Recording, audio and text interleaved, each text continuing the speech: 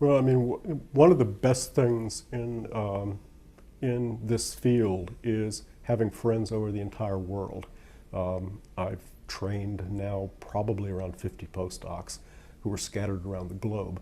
And, I think, fortunately, most of us are still friends. Almost all of us are still friends.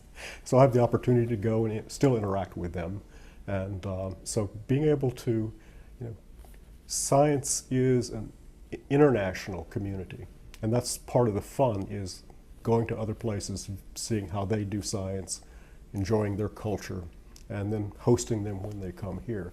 So that's one of the things which is fun when I'm not here at UCSF. And the other one is, I say, if you don't find me in the lab or on an airplane, you'll find me on a sailboat racing it. Here on the bay? Yeah, I started racing here, or I started sailing here back in the late 80s. I grew up in Richmond, Virginia, and before that in Memphis, Tennessee, so there weren't many sailing opportunities there. I used to canoe a lot. But when I came here, I bought a canoe, but there was nowhere to canoe.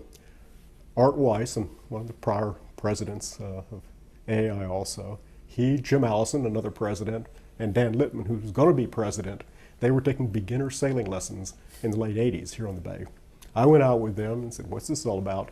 And got the bug, joined a racing team, bought a sailboat, racing sailboat 18 years ago. And that's what I do now. I have a racing team. Sometimes it has some of my postdocs on it. Sometimes it has other faculty on it. Or sometimes it'll just have, local biotech guys or guys in the community or carpenters. And we have a racing team. My boat has about 8 people on crew. And we race almost every weekend that I'm in town.